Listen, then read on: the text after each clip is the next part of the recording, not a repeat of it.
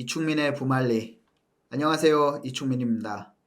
오늘 이번 시간에는 1월 10일 날 정부에서 대책을 발표를 했는데요. 거기에서 이제 핵심적인 키워드가 4개 정도 되는데, 오늘은 일부로서 2개를 한번 쪼개가지고 2개로 깊이 한번 살펴보는 시간을 갖도록 하겠습니다. 자, 지금부터 110 대책 심층 분석 시간을 가질 건데요. 제가 이제 이 대책을 살펴보면서 굉장히 많은 의구심, 그 다음에 또 질문, 이런 것들이 많이 발생을 했습니다. 특히 이제 정부에서 이런 많은 대책을 한 번에 발표를 했는데, 지금 총선을 앞에 두고서 이런 내용을 발표했다라는 게 과연 어떤 의미인지도 한번 되새겨볼 필요가 있을 것 같습니다. 우선적으로 이제 완성되지 않은 대책이다라고 저는 생각되고요. 졸속 대책이다 이렇게 생각이 됩니다. 왜냐하면 세제 혜택상에서 살펴보면은 이따가 말씀드리겠지만 만약에 주택을 구입할 때 있어서는 세금을 3가지로 분리를 합니다. 취득할 당시, 그 다음에 보유할 당시, 그 다음에 매도할 때 양도소득세, 이렇게 이제 3가지를 분리해서 대부분 이제 생각을 하고 주택을 매매하거나 시장을 참여하는데, 지금 같은 경우에는 뭐 양도세나 종부세 이런 것들은 혜택을 주면서 또 취득세는 혜택을 안 주고, 또 취득세는 혜택을 주면서 다른 것들은 또 배제를 하고 혜택이 안 되고, 그래가지고 이게 결과가 어떤 식으로 좀 진행이 될지는 한번 시장에 두고 봐야 될 것 같고요. 그 다음에 또 시행령 개정 사항도 있고 또 법 개정 사항도 있습니다. 만약에 이게 법 개정 사항을 믿고 만약에 이런 믿고 거래를 했다가 안 될 경우에는 좀 큰 낭패를 볼 수 있기 때문에 좀 신중한 접근과 좀 꼼꼼한 체크가 필요할 거라고 생각이 됩니다. 자, 그래서 이제 지금부터 바로 들어갈 건데요. 첫 번째 페이지를 한번 살펴보도록 하겠습니다. 자, 이제 첫 번째는 도심 공급의 확대입니다. 지금 이제 대부분 대책들이 공급에 초점을 맞춰져 있습니다. 공급에 초점을 맞춰져 있는데, 그 중에서도 이제 재건축과 재개발에 초점을 많이 맞춰져 있다. 그리고 이제 뭐 다른 대책으로서는 전세 사기 대책 예방이라든가 아니면은 이제 지방 미분양 해소라든가 이런 여러 가지 혜택들이 있는데, 정책들이 나와 있는데 한번 좀 살펴보도록 하겠습니다. 여기서 가장 중요한 부분은 안전진단, 안전진단이죠. 지금 많은 뉴스들이 잘못 나오고 있는 게 안전진단이 없어졌다 이렇게 나오고 있지만, 실질적으로 안전진단이 없어지진 않았습니다. 지금 원래는 이제 재건축을 하려면 다음 장에서 좀 표를 보면서 설명을 드릴 건데요. 안전진단 같은 경우에는 예비안전진단을 먼저 한 다음에 그 다음에 또 정밀안전진단 2번의 안전진단을 통과해야 되는데, 그 안전진단이 이제 사업시행인가 전후로 개선이 됐다라고 볼 수 있고요. 그 다음에 또 재개발 쪽에서는 또 노후도가 굉장히 완화가 됐다. 이제 재개발 지역에서 가장 구역 지정에 대해서 1순위가 노후도입니다. 그래서 기존의 노후도는 3분의 2 이상, 그러니까 66.7%죠. 66.7% 이상의 노후도를 보여야만, 노후도는 재개발과 재건축 마찬가지로 다 30년입니다.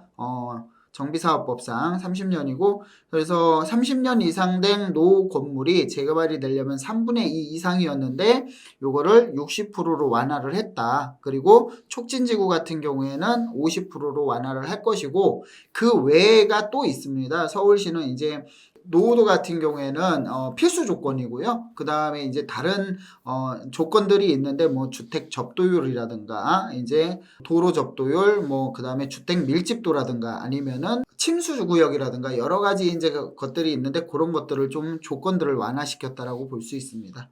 자, 그리고 이거 뭐 공사비 갈등 완화 같은 경우는 우리가 대체적으로 이제 시공사와 조합 간의 거래기 때문에 이런 부분들은 아마 한번 읽어보시면 될 것 같고요. 다음 장을 살펴보시면은요. 자, 아까 말씀드렸듯이 이런 표가 나와 있습니다. 이제 이제 재건축하는 이제 절차라고 볼 수 있는데요.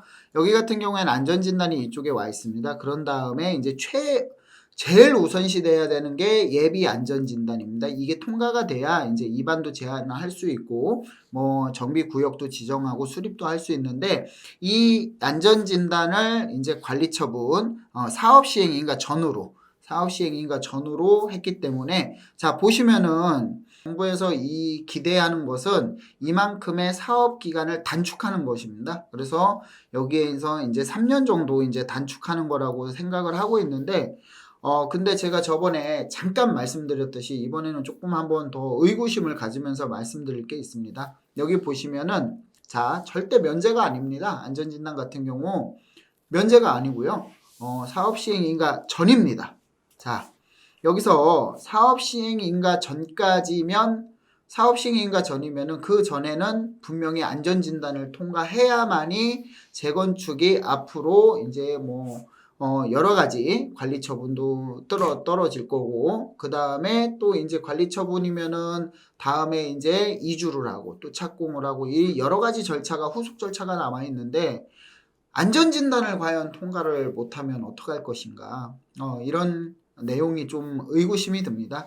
만약에 안전진단을 통과를 못했다고 할 경우, 그럼 이 사업을 우리가 계속적으로 10번이건 20번이건 안전진단을 통과할 때까지 계속적으로 진행을 할 것이냐, 아니면은 도저히 안 되겠으니까 안전진단을 여기서 그냥 멈출 것이냐, 그러면은 지금까지 진행했던 사업비가 발생을 하겠죠. 여기에서 이제 매몰 비용이라고 하는데, 자, 우리가 서울시의 뉴타운이 25개 구역으로 구역 지정을 했었습니다. 이제 구역은 25개 구역이지만 실질적으로 세부적으로 구역이 들어가면은 뭐 한 구역당 많게는 16구역까지 있으니까 굉장히 많은 구역들이 이제 뉴타운으로 지정이 됐었는데, 박원순 전 시장님께서 이제 주민 동의율, 처음에는 주민 동의율 30% 이상의 반대만 있으면은 해제하겠다. 그래서 30%의 동의만 있으면 해제를 하겠다 해가지고 해제 구역들이 늘어났습니다. 그래서 해제가 너무 많다 보니까 나중에는 좀 반대하는 동의율을 50%까지 올리긴 했습니다. 그래도 해제 구역들이 많았는데, 여기에서는 지금까지 구역 지정을 해놓고 추진을 했던 그 추진 비용, 이런 비용들이 발생을 하는데, 사실 숨만 쉬어도 비용이고 재개발 같은 경우에는 시간이 돈이기 때문에 굉장히 많은 비용이 소모가 됩니다. 그렇기 때문에 이런 매몰 비용이 뭐 국토교통부라든가 아니면은 서울시에서 반반 부담한다든가 이런 일 때문에 굉장히 소송이 많았었다. 과거 사례를 봤을 때 이 안전진단이 없어지지 않고 오히려 사업 시행인가 전후로 이제 이동한 것은 절차상에 나중에 문제가 될 수도 있다라는 것을 한 번쯤은 생각을 해보실 필요 있고요.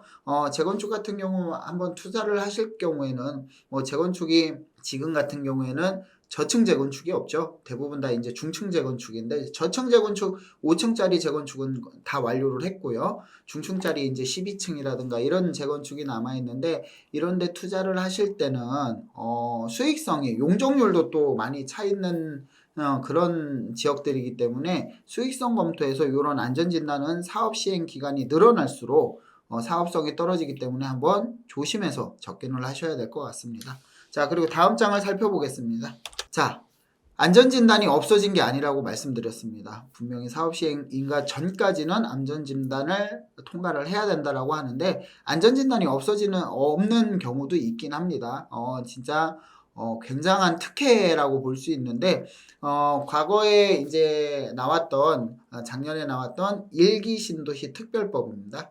일기 신도시 특별법을 정확히 이제 보면은 통합 재건축 시 안전진단을 면제한다. 그리고 용도 지역을 변경하고 용적률을 상향시켜준다. 자, 그래서 법조항을 좀 살펴보면은 노후계획도시 정비 및 지원에 관한 특별법입니다. 노후계획도시는 일기 신도시를 말하는 거고요. 정비는 재건축을 말하는 겁니다. 자, 여기에서 도시 및 주거환경 정비법상 완화되는 기준을 적용할 수 있다. 이렇게 나와 있고요. 자, 그리고 30조 1항에 보면은요, 결국에는 재건축 안전진단을 안 하고 없애고 재건축에 대해서 용적률도 상향시켜 줄 테니까 니네가 결과적으로는 기부 체납을 많이 해라. 공공시설도 확보해주고 기부 체납을 많이 하면 혜택을 줄게, 이런 법이라고 볼 수 있습니다. 그렇기 때문에 공짜는 아닙니다. 안전진단을 뭐 안 받는 게 공짜는 아니기 때문에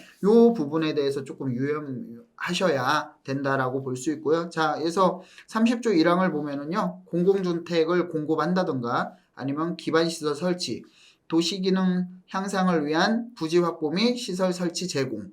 자, 보시면은 뭐 금액 납부, 기부채납, 그 다음에 제2호 및 3호에 필요한 비용, 전부 다 보시면은 그래, 이제 용적률을 상향해주고 안전진단을 안 받는 대신에 뭔가를 살점을 하나 떼주고 뼈를 취하라, 뭐 요런 뜻이라고 볼 수 있습니다. 자, 그래서 안전진단에 대해서는 좀 지금까지 살펴봤고요. 그리고 다음 장으로 좀 이어서 살펴보도록 하겠습니다. 자, 지금 그래서 이제 아까 지금까지 말씀드린 것들을 좀 정리를 간단하게 해드리겠습니다. 정리를 해보면은, 자, 재개발 노후 요건 완화가 있고요. 자, 30년 이상 건축된 건물을 현재는 3분의 2 이상의 노후도가 맞춰줘야 되는데, 충족이 돼야 되는데, 노후 요건이 60% 완화되고요. 또 촉진지구 같은 경우, 뉴타운이죠. 뒤에서 말씀드리겠지만 미니 뉴타운이라는 용어가 나옵니다. 뉴타운 같은 경우에는 2002년도에 처음 이제 우리나라에 도입된 법이고, 법이라고 볼 수도 없습니다. 그때 당시엔 서울시 조례로 했지만 지금은 촉진에 관한 특별법으로 이제 진행을 하고 있죠. 그래서 50%로 완화를 했다. 그래서 효과는 정비구역 추진 가능 대상 지역이 확대된다. 자, 그리고 구역 지정 요건 완화는 뭐 여기 보시면 노동 위반 요건에 부합하지 않는 지역도 10%까지 포함을 했는데, 위반 요건에 부합하지 않는 지역의 20%까지 포함을 한다.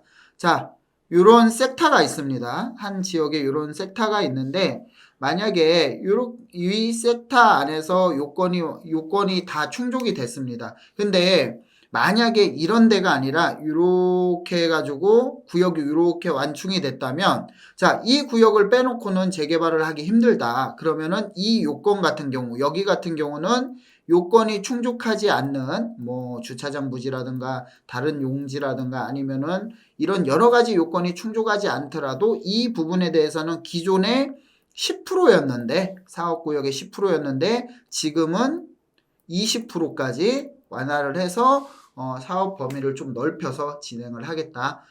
이런 것들 같은 경우에는 굉장히 효과만 개정이 된다고 하고 추진이 된다라고 하면은 굉장히 이제 좋은 시너지 효과를 낼 수 있을 거라고 생각을 합니다. 그래서 효과는 나대지나 차고지 등 포함해서 한 번에 정비가 가능한다. 그렇게 되고요. 공유자 동의 요건 완화 같은 경우에는 현재는 전원이 동의해야 되지만 4분의 3으로 동의 요건을 완화했다. 이렇게 볼 수 있습니다. 자, 그리고 다음 장을 보면서 설명을 드릴 건데요. 아까 일기 신도시 같은 경우에는 이제 특별법으로 해가지고 재건축의 안전진단이 이제 없다. 안전진단을 안 해도 된다라고 이제 삭제된다라고 말씀을 드렸는데, 자, 일기 신도시에 대한 이런 그 정책들이 많이 나와 있습니다. 일기 신도시를 정부에서 발표하는 거는 임기 내에 착공이 들어가고 2030년에는 입주를 시키겠다라는 그런 대단한 포부를 발표를 했는데요. 과연 이게 실행이 될지는 좀 의문이 있지만, 그래도 정부에서는 좀 이게 의지는 좀 강하다. 이런 모습을 좀 볼 수 있습니다. 그래서 한번 살펴보도록 하겠습니다. 자, 신속하고 내실 있는 계획을 수립하고요. 그 다음에 재개발 같은 노후계획 도시 정비 사업, 아까 말씀드렸죠. 노후계획 도시 정비 및 특별에 관한 특별 법률. 그래서 통합 재건축 시 안전진단 면제, 그 다음에 용도지역 변경, 용적률 상향 등등이 있습니다. 나머지 부분들은 여기 공공기업 같은 경우에는 한번 읽어보시면 되고요. 사업 가능 구역 확대 같은 경우에는 아까 인접도로 건너편 구역 지정 허용, 노후도 완화 60%, 3분의 2에서 현행 3분의 2에서 60%, 그 다음에 촉진지구는 50%. 앞에서 다 설명드렸던 내용이기 때문에 간단하게 넘어가겠습니다. 자, 그리고 이제 소규모 정비 도심 복합 사업입니다.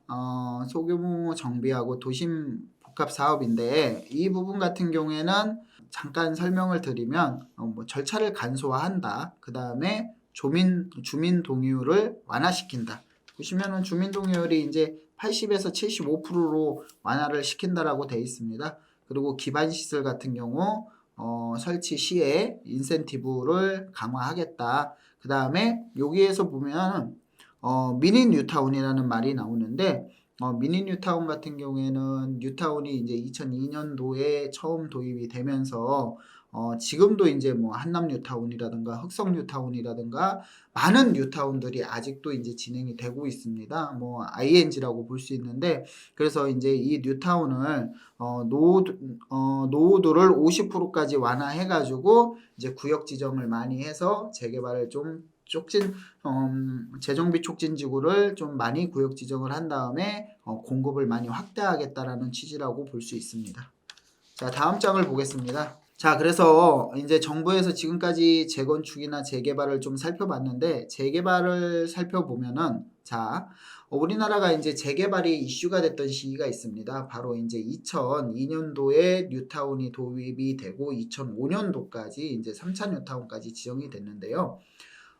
이때 이제 뉴타운 붐이 일었었습니다. 2002년도에 이제 시범 뉴타운 세 구역이 구역 지정이 되고 2003년도부터는 아예 법 제정이 돼서 도시 재정비 및 촉진을 위한 특별법으로 제정이 돼가지고 뉴타운법이 신설이 되고 그래서 진행을 했는데 자, 그때 당시에는 뭐 3차 재개발까지 뉴타운까지 구역 지정이 되고 2008년도에 또 이제 4차 뉴타운을 지정을 한다고 후보지가 뭐 구로 본동이라든가 화곡동이라든가 여러 가지 뭐 상계 용산구 뭐 용산구라든가 여러 가지 구역이 8개 구역이 후보지에 들면서 또 가격이 엄청 들썩들썩 했었습니다. 빌라 가격이나 단독주택 가격들이 그랬는데 물론 결과적으로 4차 뉴타운은 구역 지정이 안 됐지만 자, 그래서 다시 이제 그 다음에 이때 당시에는 서울시장이 오세훈 전 시장이 현 시장님이 그 전에 시장이었다가 이제 그 다음에 박원순 시장으로 바뀌면서 뉴타운보다는 도심 재생으로 가자, 도심 재생으로 가자 해가지고 여러 가지 뭐 재생 사업을 많이 했는데요. 그게 크게 성공은 거두지 못했습니다. 그래서 이제 다시 오세훈 현 시장님께서 이제 재개발을 추진을 하면서 지역에 대한 원동력을 갖게 됐죠. 하지만 지금 이번에 발표를 보면은 또 비슷합니다.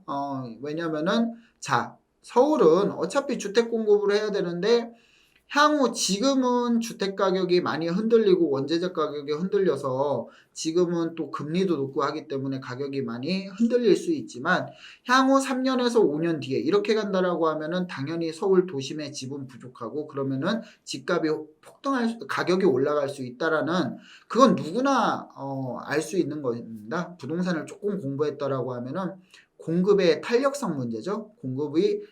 부동산은 공급이 비탄력적이다. 굉장히 수요가 필요할 때 공급을 바로 못 해주기 때문에 이게 굉장히 비탄력적이다라고 볼 수 있습니다. 그렇기 때문에 자, 저는 서울시와 정부가 다시 한번 재개발을 꿈꾸고 있다라고 생각을 합니다. 재개발을 꿈꾼다는 거는 자, 지금 나중에도 이 정책들은 이게 만약에 다 추진이 되고 어느 정도 이제 시장에 효과가 발휘가 된다면 지금 같은 경우는요.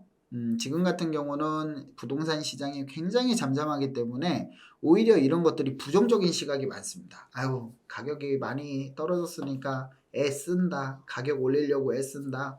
또 총선이 얼마 안 남았기 때문에 아이고, 선거용이네. 이런 것들이 굉장히 많을 겁니다. 물론 저도 일부는 그렇게 생각을 하고 있습니다. 많은 정책들이 나왔지만 일부는 그런 용도 있습니다. 하지만 저도 뭐 깊이 있게 이걸 살펴보고 몇 번을 곱씹어보고 궁금한 거는 국토교통부에 질의도 해보고 이렇게 해본 결과 자, 지금의 그 추진은 똑같습니다. 재개발을 다시 한번 하자. 그래서 주택을 공급을 하자.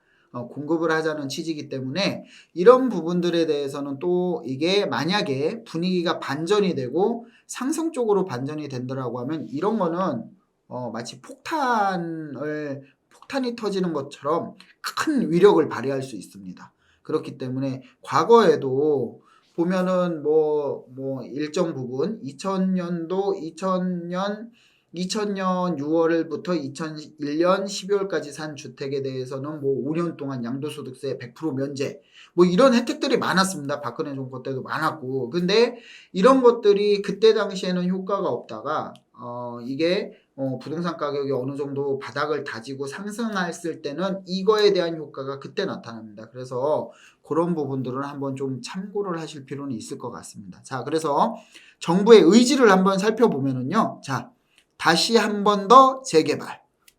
재개발의 요 노후 요건을 굉장히 완화했습니다. 일단은 재개발을 지정을 하려면, 자, 노후도는 3분의 2 이상입니다. 동수로는 동수로는 3분의 2 이상이고요. 그 다음에 이제 필수 요건이죠. 또 선택으로 따지면은 노후도는 자, 이 3분의 2 연면적의 3분의 2 이상. 그 다음에 주택 접도율, 접도율이죠. 그러니까 도로에 접하고 있는 주택 접도율이 40% 이하. 그 다음에 과소필지, 과소필지 작은 필지라고 보시면 됩니다. 작은 땅이라고 보시면 되고요. 그 다음에 호수밀도 60가구. 이 중에 선택은 이 중에서 이제 한두 개 이제 충족이 되면은 재개발이 지정이 되는데, 자, 이런 것들을 촉진지구 같은 경우는 50%로 완화를 해주고요. 그 다음에 공유자 동의 요건도 지금 사실 전체가 동의를 해야 됩니다. 실질적으로 공산주의도 아니고 사회주의도 아니고 전체가 동의하는 거는 쉽지 않죠. 그렇기 때문에 이 조건이 굉장히 완화가 돼서 4분의 3 동의로 완화가 됐다. 이렇게 말씀드릴 수 있습니다. 자, 그리고 이어서 다음 장을 좀 살펴볼 건데요. 자, 이어서 살펴보면은 이제 우리가 지금까지는 재개발, 재건축에 대해서 설명을 드렸습니다. 여러 가지 요건이 완화가 돼 있고, 그 다음에 구역 지정을 많이 하고 공급을 많이 확대하겠다라는 취지로 볼 수 있는데, 이런 부분들은 순전히 아파트 위주라고 볼 수 있습니다. 물론 재건축도 아파트를 부시고 새로운 아파트를 짓는 거고요. 그 다음에 재개발도 노된 지역, 그러니까 노된 다세대 뭐 단독 다가구 주택 밀집 지역을 거기를 다 정비를 해서 철거를 해가지고 그쪽에다가 아파트를 짓는 거기 때문에 아파트에 대한 공급 정책이라고 볼 수 있고요. 자, 지금 이번에 이제 다양한 유형의 주택 공급 확대에 대해서 좀 살펴볼 건데요. 다양한 유형의 주택이면은 우리가 잠깐 살펴보도록 하겠습니다. 주택이면은 이제 공동주택이 있습니다. 공동주택이 있는데 우리가 알다시피 공동주택 같은 경우에는 아파트가 있죠. 아파트가 있고, 자, 그 다음에 우리가 말하는 다세대가 있습니다. 다세대 주택이 있고, 그 다음에 연립주택이 있고요. 그 다음에 기숙사가 있습니다. 기숙사. 자, 우리가 뭐 기숙사까지는 이번에 정책에서 볼 수는 없을 것 같고요. 자, 이렇게 건축법상 공동주택이고요. 다세대와 연립주택을 빌라라고 합니다. 자, 그리고 또 주택법상 준주택이라고 하는 오피스텔과 또 도시형 생활주택이 있습니다. 자, 이래서 제가 말씀드리는 것은 다양한 유형의 주택 공급을 말씀드렸는데요. 주택이라 하면 비아파트의 주택이라고 하면은, 자, 다세대 주택, 연립주택, 그 다음에 주택법상인 준주택인 오피스텔과 도시형 생활주택, 이 네 가지가 전부입니다. 이 네 가지가 전부고요. 그래서 이 네 가지에 대한 대책이 좀 나와 있다라고 말씀드릴 수 있는데, 자, 이 부분을 좀 살펴보겠습니다. 첫 번째, 도시 건축 규제 완화. 도시형 생활주택이죠. 도생주택. 원래 도생주택은 세대수가 300세대 미만으로 제한되어 있었습니다. 이런 것들은 전부 다 폐지하고요. 방수도 폐지하겠다. 자, 그리고 도생 공유 차량 주차수 설치 시 주차장 완화. 자, 요게 이제 저는 이게 개인적으로 이게 과연 맞는 정책인가? 물론 1, 2인 가구 때문에 뭐 소형주택을 공급하는 정책들, 그리고 지금 전세 사기 때문에 이런 빌라 시장이나 이 굉장히 지금 어려운 시장에 있습니다. 뭐 인허가 수도 줄을 뿐만 아니라 뭐 매매도 거래량이 거의 없기 때문에 굉장히 어려움을 겪고 있는데, 과연 그렇다고 해서 이게 주차장을 많이 완화해 준다라고 하면 이게 과연 그 많은 차량을 어떻게 할 것인가. 우리 월세 살아도 다 차는 2대씩 있는데, 저는 이게 참 의문이 드는 정책이라고 볼 수 있고요. 자, 지금 살펴볼 건데, 이 부분에 대해서 살펴볼 건데, 주차장을 한번 살펴보면요. 자, 주차장 같은 경우에는 아까 말씀드렸죠. 건축법상 다세대 주택, 연립주택은 한 대입니다. 세대당 한 대. 자, 그리고 아까 말씀드린 도시형 생활주택 있죠. 도시형 생활주택은 자, 전용 면적마다 좀 다른데요. 30제곱미터, 50제곱미터, 그 다음에 50제곱미터 초과. 근데 평균을 내보면은 0.6대입니다. 0.6대. 자, 0.6대인데 0.6대도 지금 주차가 굉장히 부족합니다. 뭐 일반적으로 빌라 새로 지은 데 가보면은 전부 다 차가 있습니다. 임차인들이나 주인들이나 전부 다 차가 있는데, 그래서 인근 도로에 빽빽하게 주차를 하고 뭐 소방차가 다닌다던가 이런 것들을 굉장히 방해가 되는데, 자, 여기에서 공공주차죠. 공용주차에 해당. 그러니까 낮 시간 동안 여기를 내가 개방하겠다라고 하면은 전부 다 개방을 하겠다라고 하면은 평균 0.16대. 그러면은 자, 다세대 주택보다 도시형 생활주택이 지금 40% 정도 줄었죠. 주차 대수가. 근데 여기에서는 얼마나 줍니까? 벌써. 그러니까 이게 주차난을 과연 해소할 수 있는지, 이런 대책이 있는지. 우리가 아파트를 지을 때는 교통영향평가라는 걸 합니다. 그 지나가는 아파트가 지어졌을 때 여기에 진출입을 하면서 도로가 얼마나 막힐지 교통영향평가를 하는데, 아무리 소형주택이라고 하더라도 주차 대수를 이렇게 완화하면 나중에 이제 후에 이제 그 거주민들의 불편은 굉장히 심할 거라고 좀 생각을 하고요. 일단 이렇게 간단하게 설명을 드렸고요. 자, 그리고 중심상업지역의 도생주택이 100% 허용. 자, 일단은 이게 무슨 얘기냐면, 도생주택 같은 경우에는 중심상업지역 같은 경우에는 주상복합이나 근린생활시설이나 오피스텔이 들어가야 됩니다. 그래서 일정 부분 만약에 주거용 시설을 공급을 하려고 하면은 뭐 일부분은 오피스텔, 일부분은 도시형 생활주택, 일부분은 상가, 이렇게 해가지고 이제 주상복합이라고 했는데, 이제 그런 거 없이 그냥 전부 다 허용하겠다. 그래서 이렇게 말씀을 드리는 거고요. 그 다음에 오피스텔 발코니 설치 허용. 자, 그리고 여기 이제 세제 지원이 좀 나와 있습니다. 세제 지원이 나와 있는데, 자, 세제 금융 지원 확대. 제가 부동산 정책에서 가장 먼저 하는 게 뭐라고 했죠? 원래는 부동산 시장이 시장에 맡겨야 되는 시장입니다. 하지만 정부가 개입을 함으로써 이 수급 조절을 해야 되는데, 이 수급 조절이 안 될 때에 정책을 발표를 합니다. 가장 먼저 하는 게 저번 시간에도 말씀드렸듯이 수요와 공급을 억제를 하거나 아니면 활성화를 시키고요. 그런 다음에 이제 그래도 안 되면은 이제 세금으로 수요와 공급을 조절을 합니다. 세금을 완화해 주든가 아니면 강화를 하든가. 그런 다음에도 안 되면 마지막으로 이제 금리 정책을 펼치게 되는데, 자, 금리는 아직까지 저희가 손을 못 대고 있죠. 미국에서도 금리가 가만히 있기 때문에. 그래서 우리나라에서 할 수 있는 거는 세제 혜택, 주거에 대한 거래를 활성화시키기 위해서 세제와 금융 지원을 좀 많이 한다, 이렇게 볼 수 있는데, 제가 요거는 이제 이 1가구 2주택, 1가구 3주택, 뭐 취득세, 그 다음에 보유 당시에 있는 종합부동산세와 재산세, 그 다음에 양도 당시에 발생하는 양도소득세, 이게 또 이게 조정구역이냐 비조정구역이냐 이런 것마다 다 다르게 나타나고 있습니다.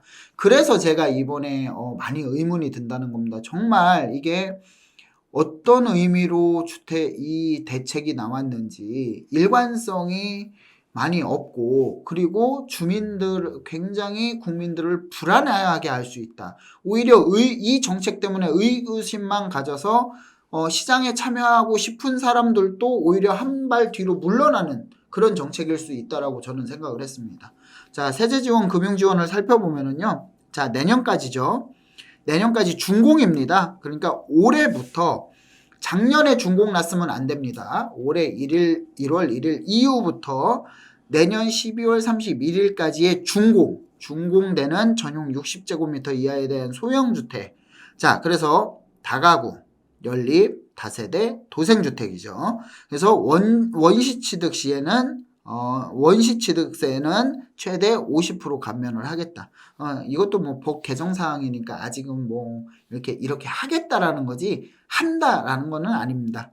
그리고 또 도생 융자 지원 뭐 상향 이런 것들은 한번 제가 봤을 때는 공급자 위주로 좀 볼 수 있을 것 같고요. 그다음에 도생 오피스텔 PF 대출 이런 것도 이제 공급자 위주로 좀 볼 수 있습니다. 다음 장을 좀 이어서 살펴보도록 하겠습니다. 자, 아까 말씀드렸듯이 뭐 지금 비아파트에 대한 세제 혜택이나 여러 가지들이 좀 나타나고 있습니다. 여기에서 보면은요. 설명을 드리면 자, 비아파트면 아까 말씀드렸듯이 다세대 주택, 연립주택, 그다음에 오피스텔, 또 그다음에 도시형 생활주택이 있습니다. 자, 다시 투자를 할까요? 이런 질문이 또 생기죠. 이런 질문 같은 경우에는 한번 살펴보면 답이 나올 것 같습니다. 그래서 소형 신축주택 시 취득 시 주택수의 합산을 배제합니다. 자, 지금 같은 경우에는 굉장히 혼란스럽습니다. 조정구역 내에는 당연히 주택수에 합산돼 가지고 또 취득세도 중과입니다. 그 다음에 양도소득세도 중과, 종합부동산세도 중과, 뭐 여러 가지 뭐 다 중과입니다. 하지만 이제 지금 이제 발표를 한 게 뭐냐면 자, 소유 취득세 주택수에서 배제시키겠다. 자, 전용 면적 60제곱미터 이하, 수도권에 6억, 지방에는 3억. 자, 취득세는 취득가액이고요. 양도세와 종부세는 공시가격입니다. 자, 원래 우리가 취득세를 낼 때는 뭐 부동산을 사서 취득세를 낼 때는 취득세는 당연히 취득가액으로 내죠. 그 다음에 양도소득세는 양도가액으로 내고 종부세는 공시가액으로 내는데 양도세가 이번에 공시가격으로 내게 돼 있다. 이거 말씀드릴 수 있고요. 기간은 아까 말씀드렸듯이 1월 10일부터 대책 발표한 날로부터입니다. 그리고 12월 31일까지 준공. 취득세는 26년 12월 말까지 적용 후 연장을 검토한다고 했는데 아직 검토도 안 했고요. 취득세 법 개정 사항이기 때문에 이것도 통과가 된 게 아닙니다. 그래서 이런 부분들은 좀 시장을 참여할 의사가 있으신 시청자분들께서는 조금 검토도 하고 좀 신중하게 접근할 필요가 있다. 자, 그리고 아파트는 제외가 되고요. 1주택자가 추가 구입 시 1가구 1주택 특례 미적용이 됩니다. 자, 요게 좀 다음 한번 보면서 또 이게 추가적인 설명을 드릴 건데요. 자, 그리고 추가로 말씀드리는 것은 오피스텔 발코니를 허용하고 도생 규제를 완화한다. 자, 한번 보겠습니다. 여기서 제가 설명을 추가로 좀 드려야 되겠네요. 이 부분 같은 경우에는 자, 굉장히 복잡합니다. 이 부분 같은 경우는 자, 이제 일단은 자, 취득세를 한번 살펴보겠습니다. 취득세. 자, 여기는 자, 1주택, 2주택, 3주택 이상. 이렇게 하고 여기는 조정구역, 여기는 비조정구역.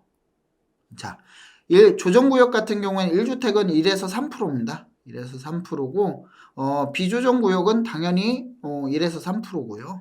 3% 취득세. 지금 취득세를 설명드리는 겁니다. 취득세. 왜냐면은 이 취득세가 지금 이번 대책하고 좀 많이 관련이 돼 있기 때문에 설명을 드리는 거예요. 자, 2주택 같은 경우에는 비조정구역 내에서는 만약에 1가구 2주택이었을 때는 그냥 1에서 3%입니다. 하지만 조정구역 같은 경우에는 여기는 8%입니다. 8%. 그리고 3주택이 있습니다. 3주택은 내가 만약에 주택이 하나 있는데 주택을 하나 더 산다. 그러면은 여기는 8%입니다. 8%. 12%입니다. 12%. 비조정구역 같은 경우에 3주택은 무조건. 그리고 조정구역 같은 경우도 12%. 나머지는 여기 3주택 이상은 다 12%라고 보시면 됩니다. 자, 근데 여기에서 이제 중요한 부분이 있습니다. 좀 설명을 간단하게 좀 드린데 굉장히 좀 복잡합니다. 자, 제가 강남에 집이 있습니다. 강남에 집이 있는데, 자, 아파트가 있어요. 아파트가 있는데, 여기에서 만약에 제가 서초 말고 용산에 빌라를 하나 삽니다. 빌라를. 자, 여기는 빌라를 하나 사는데 둘 다 조정구역입니다. 조정구역인데 취득세는 이 조정구역이지만 여기는 이제 주택수에 포함을 안 시킵니다. 그렇기 때문에 1에서 3%입니다. 원래는 8%지만 1에서 3%고요. 자, 그러면 여기서 이제 말씀드릴 게 있는데, 자, 이 강남 아파트를 팔았다. 강남 아파트를 팔았다라고 하면은, 그러면은 여기에서 물론 1주택을 파는 겁니다. 1주택을 파는 건데, 자, 여기에서 이제 말씀드릴 부분이 1주택을 이게 왜냐면 용산 같은 경우는 주택수에 포함을 안 시키기 때문에 저는 1주택입니다. 자, 그런데 여기 보시면은요. 1주택자가 추가 구입 시에 1가구 1주택 특례 적용 미적용 된답니다. 자, 이게 1가구 1주택 특례 적용이 뭐가 있죠? 자, 우선 가장 먼저 양도소득세 장기보유 특별공제가 있습니다. 장기보유 특별공제. 그 다음에 종부세 혜택이라든가 이런 여러 가지 이제 특례 적용을 못 받는다. 그래서 이거 과연 수요 진작에 영향을 미칠 것인가? 대부분 이제 도시형 소형 주택을 투자하시는 분이나 매입하시는 분들은 무주택자들이 그 주택을 거의 매입하지를 않습니다. 아파트를 가지고 계신 분들이 한 개 더 이제 매입을 한다든가 아니면 노후에 월세를 받기 위해서 아니면 어떤 목적으로 위해서 구입을 하는데, 이렇게 되면 내 주택을 혜택을 과연 받을 수 있나, 그런 부분이 있기 때문에 이런 부분들은 좀 꼼꼼하게 살펴볼 필요가 있을 것 같습니다. 자, 그리고 이렇게 간단하게 취득세에 대해서 설명드렸고요. 자, 그래서 이제 주택임대사업자가 또 나왔습니다. 주택임대사업자에 대해서 이제 나올 거라고 예상은 했지만, 이거에 대해서 어떻게 나올 것인가. 저는 전부 다 완화할 줄 알았습니다.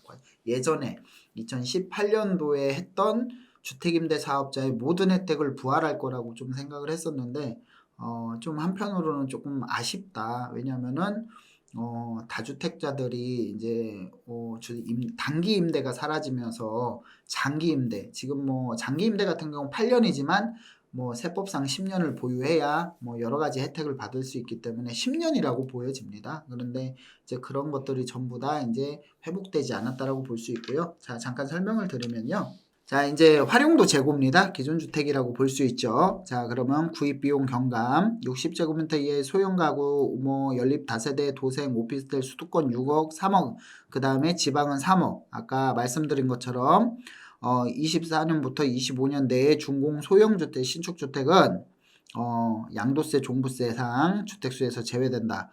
취득세, 아까 설명드렸던 부분입니다. 이 부분은. 자, 그리고 등록임대사업 여건 개선인데, 자, 요거는 뒷장에서 제가 좀 꼼꼼하게 좀 설명을 드릴 필요가 있습니다. 그래서 여기는 요것만 좀 요 정도만 보고 넘어가도록 할 거고요. 나머지는 기업형 장기임대 활성화인데, 우리나라는 기업형 장기임대가 아직은 활성화가 되지 않고 있습니다. 민간임대가 많고요.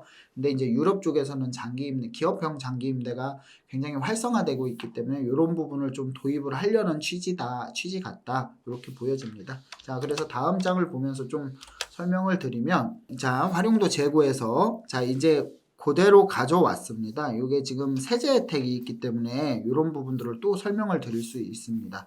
그래서 이번에 세제 혜택들이 조금 나왔는데, 많이 이제 아까 취득세 혜택이라든가 이번 부분에 대해서는 이제 다주택자들에 대한 거, 그 다음에 2부 시간에 다음 시간에는 이제 지방 미분양 주택에 대해서 이런 것들이 나와 있기 때문에 세제 혜택을 좀 한번 전체적으로 보는 것도 나쁘지 않을 것 같습니다. 제가 이제 2005년도에 부동산을 시작하면서 2005년도, 6년도에 시작하면서 가장 많이 이제 초점을 뒀던 게 이제 세금입니다.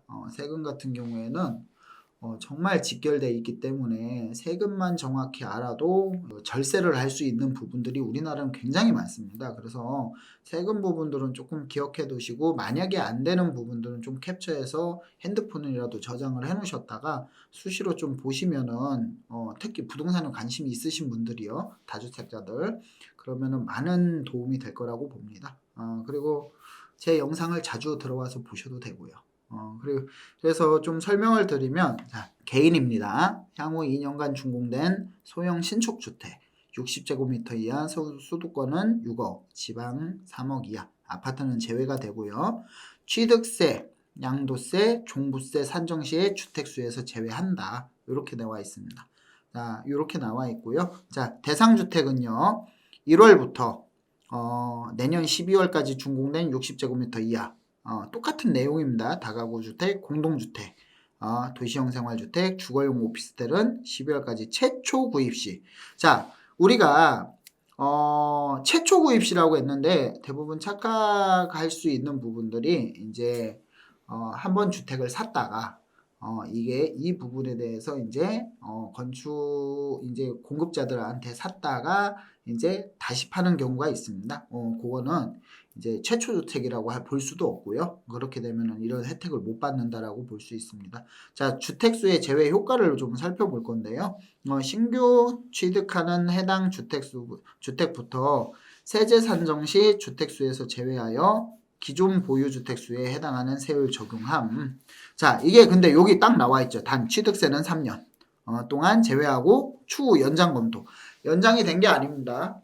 연장이 된 게 아니고요.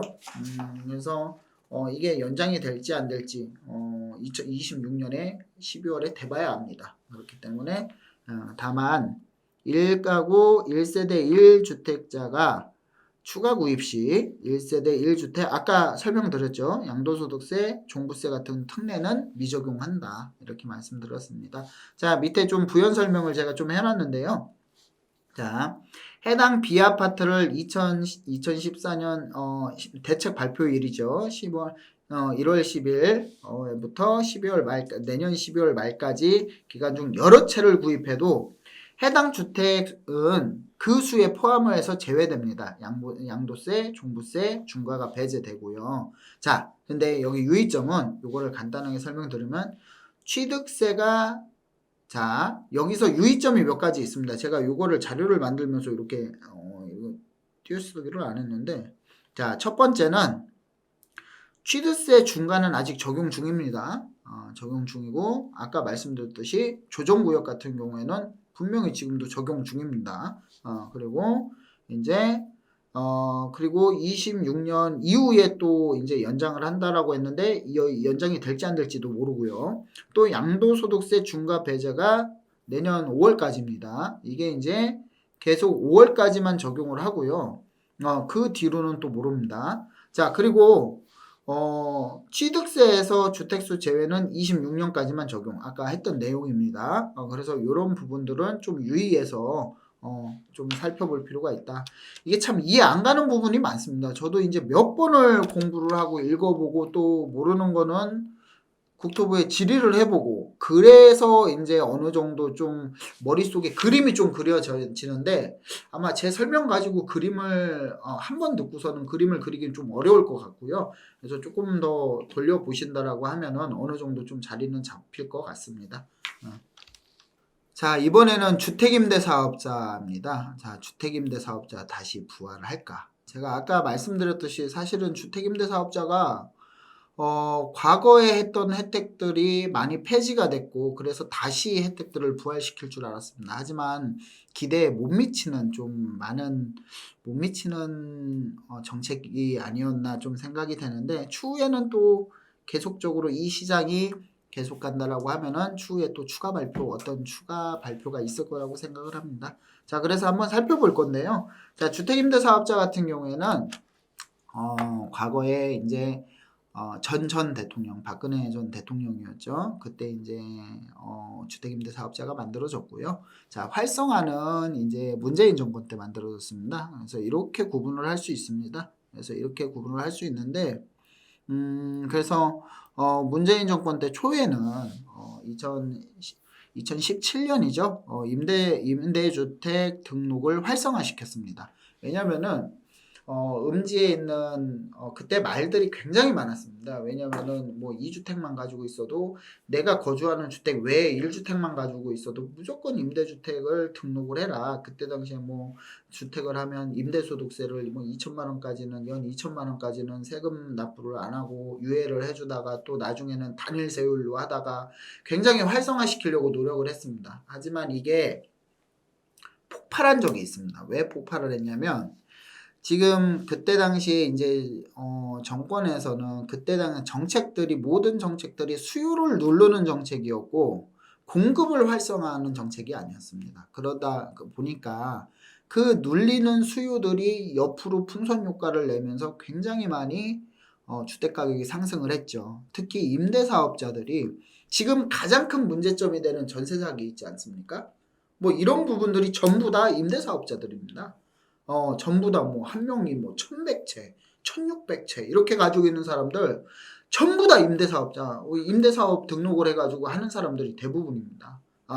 그 사람들이 모두 뭐 종합부동산세 합산 배제, 뭐 그 다음에 재산세 뭐 감면, 뭐 최대 75%까지 감면, 취득세 감면 이런 혜택을 받다가 빵 하고 이제 대책을 나왔죠. 2020년 7월에. 왜냐면은 종부 뭐 여러 가지 이제 완화해 줬던 혜택을 줬던 주택임대 사업자에 대한 혜택들이 이제 많이 없어지면서 폐지가 되면서 굉장히 많이 어려워졌다. 그리고 뭐 이 집값이 내려가고 막 이러면서 이제 실질적으로 원래는 종부세 합산 배제 같은 게 만약에 없었다면 주택임대 사업자들 전부 다 몇천 채씩 몇백 채씩 사지 못합니다. 물론 제가 전세 사기가 좋다라는 게 아닙니다. 정말 나쁜 놈들입니다. 정말 나쁜 놈들이고요. 정말 있어서는 안 될 일들을 했고 뭐 그 남의 돈 갖다가 정말 젊은 친구들 피땀 흘려서 번 돈, 그 다음에 노후에 아파트 살다가 자식들 일부 떼주고 이제 빌라에 들어와서 사시는 분들 피눈물 흘리게 한 사람들 분명히 죄값 받아야 됩니다. 하지만 요런 부분들도 일정 부분 약간이나마 조금 가미는 돼 있다라고 말씀을 드리는 겁니다. 오해는 하시면 안 됩니다. 그래서 이런 부분을 좀 말씀을 드릴 건데요. 주택임대사업자 같은 경우에는 보시면은 이제 뭐 간단하게 뭐 10년, 15년 전까지 볼 거는 없고요. 17년도에 임대사업자 같은 경우는 단기가 4년, 장기가 8년이 있었습니다. 자, 그래서 뭐 신축은 뭐 5에서 100% 감면했고요. 취득세는 종부세도 배제했고 양도소득세도 배제하면서 장기보유 특별공제까지 줬습니다. 자, 그리고 이제 집값이 너무 많이 오르고 뭐 여러 군데에서 주택임대사업자 폐지해야 된다, 없애야 된다, 혜택이 너무 많다, 이렇기 때문에 집값이 올리는 주범이다 막 그래가지고 이제 대책이 나옵니다. 자, 단기는 아예 폐지를 해버렸습니다. 단기는 폐지를 해버리고요. 자, 아파트도 아예 없앴습니다. 이때 당시엔 아파트도 됐는데 2017 이전까지는 아파트도 냈는데 아파트는 아예 주택임대사업자가 안 됩니다. 그래서 비아파트 이제 10년으로 갔죠. 그리고 취득세는 취득가액의 5에서 100% 50에서 100% 감면이 되고요.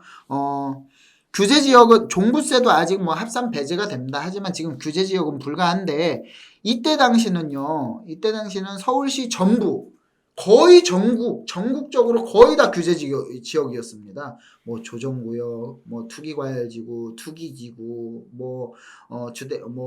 주택거래 신고지역, 토지거래 허가구역 전부 다 규제 지역이었기 때문에 규제 지역이었기 때문에 이제 거의 다 합산이 됐다. 원래는 배제는 됐지만, 자, 그리고 양도소득세도 마찬가지죠. 그래서 이렇게 이제 규제가 많이 됐었는데 지금은 많이 완화가 됐습니다. 그래도 완화가 됐는데, 자, 이번에 개편을 좀 보겠습니다. 자, 단기 임대제도로 하면서 단기면서 6년입니다. 6년이면 지금은 임대차 보호법상 임대 의무 기간이 4년이죠. 4년인데 지금 요게 이제 단기 임대가 신설이 되는데 아파트는 제외하면서 6년으로 신설이 됐고요. 자, 그리고 뭐 6년 임대사업자 현황을 보면은 뭐 10년 맞습니다. 그리고 소형 기축주택 같은 경우에는 기존주택 같은 경우에는 뭐 과세 특례를 연계를 한다. 뭐 이런 식으로 좀 주택임대 사업자에 대해서 좀 나왔는데 이번에 좀 많이 좀 약간 부실하지 않았나 이런 부분들을 조금 더 디테일하게 좀 보면은 좀 시장을 조금 활성화시키는데 조금 더 도움이 될 거라고 생각은 합니다. 왜냐하면은 특히 저가주택이라든가 소형주택, 특히 이제 빌라 시장 같은 경우에는 시장이 굉장히 죽어 있습니다. 지금 뭐 주택 거래량이나 뭐 인허가량이라든가 이런 것들을 보면은 말할 수 없이 시장이 지금 현장에서 망가져 있습니다. 그래서 이런 부분들을 조금 임대를 활성화시키기 위해서는 주택임대 사업자를 조금 더 혜택을 주면서 부활을 하는 것도 하나의 방법이다. 이렇게 생각이 됩니다. 자, 그리고 다음 장을 살펴볼 건데요. 자, 이제 전세 사기 예방 및 피해 지원. 여기서 이제 자, 전세에 대해서 좀 설명을 드리겠습니다. 전세 사기 예방 및 피해 지원인데요. 자, 과거에 2019년도 9월인가 10월에 PD수첩에서 전세 사기에 대한 그런 제보를 받고 이제 방송을 방영한 적이 있었습니다. 그때 이제 제가 시청을 했는데 시장에서는 조금 많은 우려를 했었습니다. 왜냐면은 이제 워낙 대출이 저금리고 그 다음에 전세가가 신축 위주로 저 소형주택 같은 경우 말도 없이 뭐 말도 못하게 비싸게 불러도 전부 다 나가는 시장이었습니다. 왜냐면은 임차인들도 임대인들과 임차인들이 이제 같이 이제 자 예를 들어서 좀 잠깐 설명을 드리면 자 3억짜리 시장에서 3억짜리 전세인데 집이 정말 마음에 듭니다. 자 80% 대출을 받아서 들어옵니다. 세입자들이 월세를 가고 싶지만 대출을 해주기 때문에 80%를 받아서 옵니다. 자 근데 자 집이 마음에 들어요. 너무 마음에 드는데 나는 이거 3억 5천을 받을래. 3억 5천을 받을래. 그럼 여기서도 또 3억 5천에 80%가 나옵니다. 80%가. 자, 이러니까 이게 시장 가격보다 매매가보다 오히려 전세가가 역전하고 이렇게 뭐 피해를 보는 이런 시장이 말도 안 되게 뭐 보편화되어 있습니다. 지금도 워낙에 PF다 아니면 시장 경기 침체다 뭐 여기서 전쟁 저기서 전쟁 뭐 이런 뉴스 때문에 이게 전세 사기 사건 전세 사기에 대한 이런 뉴스가 가려졌지만 지금도 피눈물 흘리는 피해자들이 수두룩합니다. 수두룩해. 이거는 정말 잘못된 시장이었고요. 잘못된 시장에 피해자들을 좀 구제해주고 눈물을 닦아줄 필요는 있다라고 생각을 합니다. 그건 꼭 필요한 정책이고요. 자, 그래서 전세 사기 예방 및 피해 지원을 살펴보면은요, 보증금 피해 경감 지원. 그래서 이제 LH에서 경공매전 피해주택 협의 매수를 통해 보증금 반환 조기화를 할 거고요. 우선 매수 청구권을 활용해서 낙찰 지원을 할 거라고 이제 발표를 했고요. 피해자 주거 지원 강화, 이제 전세 임대 지원, 전세 대출 또 대출입니다. 이렇게 되면은 임차인들이 요구하는 대책은 아닐 건데 참 안타깝습니다. 현실이 주거용 오피스텔 구입 대출 지원 이런 것들이 있습니다. 그리고 전세 사기에 대한 예방인데 전세 사기 손해 책임을 위한 공제한도 확대, 지급 절차 간소화, 그리고 특약사항 중개사 직접 확인 및 설명 의무, 임대관리 업체의 관리 감독 강화 등이 있습니다. 자, 그래서 이렇게 전세 사기 예방 및 피해 지원에까지 좀 살펴봤고요. 다음 장을 좀 살펴보면은요. 자, 지금까지 물론 뭐 일부입니다. 4가지 섹터 중에 이제 2가지 섹터를 좀 말씀을 드렸는데 다음 방송에서는 나머지 2가지 섹터를 말씀드릴 거고요. 자, 이 부분은 다음 방송 때도 똑같이 말씀을 드릴 겁니다.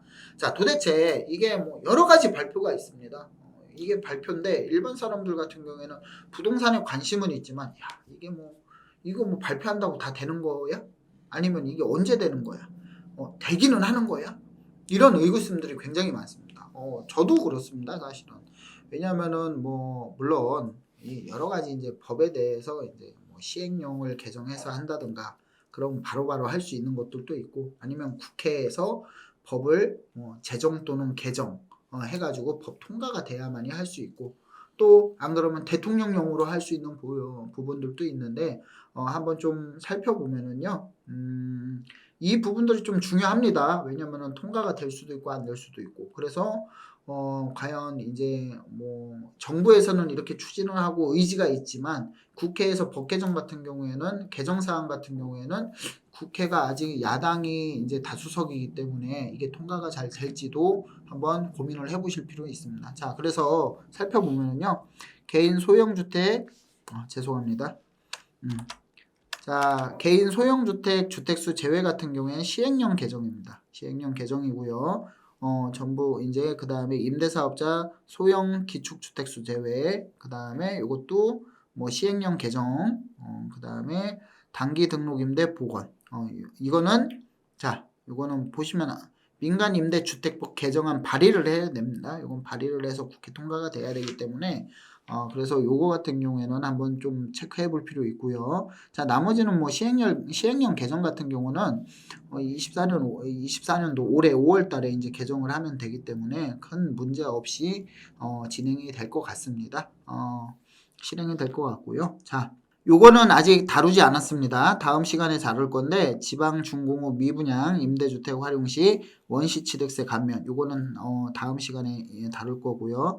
지방 중공업 미분양 구입 시 주택수에서 제외, 지방 중공업 미분양 구입 시 1세대 1주택 특례 적용, 뭐 이런 것들 보시면은, 자, 첫 번째 같은 경우에 원시 취득세 감면은요, 지방세법 개정안이기 때문에 이거는 시행령이 개정안이 발의가 돼야 됩니다. 발의가 될 것이고, 그 다음에 이제 지방 중공업 미분양 구입 시 주택수에서 제외. 지금 뭐 지방 같은 경우 미분양이 6만 가구 정도 가까이 됐습니다. 앞으로 미분양이 늘어날 거고요. 정부에서 미분양을 관리해야 되겠다라는 그런 미분양 수의 수치가 6만 가구입니다. 도달을 했고요. 그래서 이제 그런 부분들을 조금 눈여겨볼 필요가 있습니다. 자, 그래서 요 미분양 구입 시 주택수 제외, 이것도 시행령 개정입니다. 시행령 개정이고, 지방 중공업 미분양 구입 시 1세대 1주택 특례 적용 같은 경우는 요건 조세특례 제한법 개정안 발의를 해야 됩니다. 자, 이런 거 체크해 놓은 거는 개정안 발의기 때문에 법 개정안 발의기 때문에 한번 체크해 볼 필요가 있고요. 인구 소멸 지역이죠. 감소 지역 1주택 추가 구입 시 1주택 특례 유사. 요것도 종부세 개정안. 그 다음에 하나는 지방세법은 시행령 개정으로 볼 수 있습니다. 자, 여기 또 추가로 보시면은 안전진단 통과 의무시기 조정. 이거는 도시정비법 개정이죠. 재정비를 위한 도시정비를 및 주거환경정비법인데, 도시정비법 개정안 발의라고 볼 수 있고, 발코니, 요거는 오피스텔 건축기준 개정입니다. 개정사항이고, 노후요건 완화 같은 경우에는 시행령 개정이기 때문에 이런 것들은 한번 참고해서 보실 필요가 있습니다. 자, 지금까지 긴 시간 살펴봤습니다. 이번 정책을 아주 뽀셔보려고 했는데 만족하셨나 모르겠습니다. 자, 지금 첫 번째는 주택 재개발 재건축, 자, 두 번째는 기존 주택을 어떻게 활용을 할 것인가, 뭐 세제 혜택이라든가 여러 가지 혜택들에 대해서 좀 하나씩 살펴봤는데요. 지금 두 가지를 살펴봤고, 추후에 이제 2탄으로 두 가지를 더 깊게 살펴볼 건데, 다음 시간에는 그 두 가지를 살펴보고, 마지막에 이제 그 가장 중요한 부분, 뭐 1가구 1주택자가 주택을 더 취득하면 취득세가 감면인지 면제인지, 양도소득세는 어떻게 되는지, 종부세는 어떻게 되는지, 이런 부분들도 같이 정리를 할 예정입니다. 그래서 오늘은 여기까지 마무리를 하고요. 다음 시간에 이어서 말씀드리도록 하겠습니다. 이상입니다. 감사합니다.